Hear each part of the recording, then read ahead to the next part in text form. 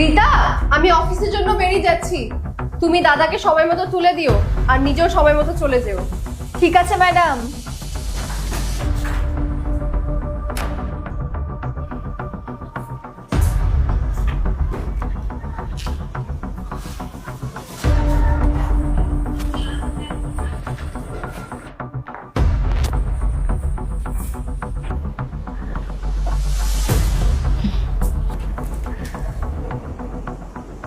স্যারকে ঘুমন্ত অবস্থায় দেখতে কত সুন্দর লাগছে। স্যার, আমি না আপনাকে ভীষণ ভালোবাসি। এই পৃথিবীর সব থেকে বেশি আমি আপনাকে ভালোবাসি। আপনি না চিরদিনের জন্য আমার হয়ে যান। আমি মেম সাহেবের থেকেও আপনাকে অনেক বেশি ভালোবাসবো।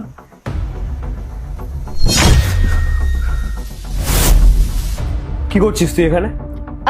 স্যার, আমি না এখানে একটা জিনিস নিতে এসেছিলাম। এখানে কি হচ্ছে? কিছু না ম্যাডাম, আমি না ওষুধ নিতে এসেছিলাম। ওটা সাহেবের বালিশের নিচে ছিল তো, তার জন্যই এসেছিলাম। কোন ওষুধ? আমার মাথাটা না খুব যন্ত্রণা করছিল, ওটার জন্যই ওষুধ নিতে এসেছিলাম।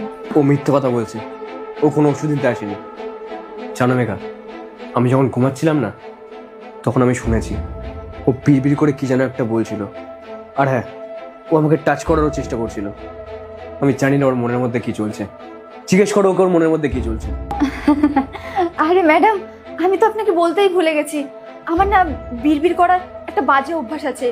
আর জানি না কিছুক্ষণ আগে হঠাৎ কি হয়ে গেছিল। আরে তার জন্যই তো আমি ওষুধ নিতে এসেছিলাম, আর তার সাথে সাথে আমার মাথা যন্ত্রণাও শুরু হয়ে গেছিল। ও কোনো ওষুধ নিতে আসেনি এখানে। আর মেঘা, তুমি জানো, তুমি যখন অফিসের কাজে বাইরে চলে যাও না, আর যখন আমি নাইট ডিউটি করে এসে ঘুমাই, তখন আমি দেখেছি ওই আলমারির পাশে এসে ঘুরঘুর ঘুরঘুর করে। আর শুধু আলমারির পাশে না, ও আমার পাশে এসেও ঘুরঘুর ঘুরঘুর করে। জানি না কি মতলব আছে ওর মাথায়। কি? তুমি এটা কি বলছো দীপ? দেখ রিতা, তোর কাছে এখনো সময় আছে, তুই সব সত্যিটা বলে দে। আমরা কিন্তু দুজনেই খুব ভালো করে জানি যে তুই এখানে কোনো ওষুধ নিতে আসিসনি। আমি কিন্তু এবার পুলিশ ডেকে তোকে ধরিয়ে দেবো। এখনো সময় আছে, সব সত্যিটা বল যে তোর মাথায় কি চলছে। না না ম্যাডাম, পুলিশকে ডাকবেন না, আমি আপনাকে সব সত্যি বলছি।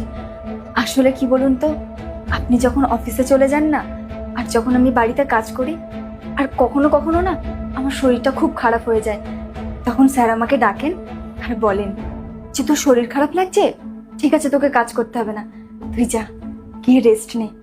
আর কখনো কখনো তো এটাও বলে যে যা তুই গিয়ে আমার ঘরে রেস্ট নে। ম্যাডাম, স্যার না আমার ভীষণ কেয়ার করে, আমার অনেক আদর যত্ন নেয়। আর ম্যাডাম, আপনি তো জানেন এই পৃথিবীতে আমার নিজের বলতে কেউ নেই, এত ভালো যত্ন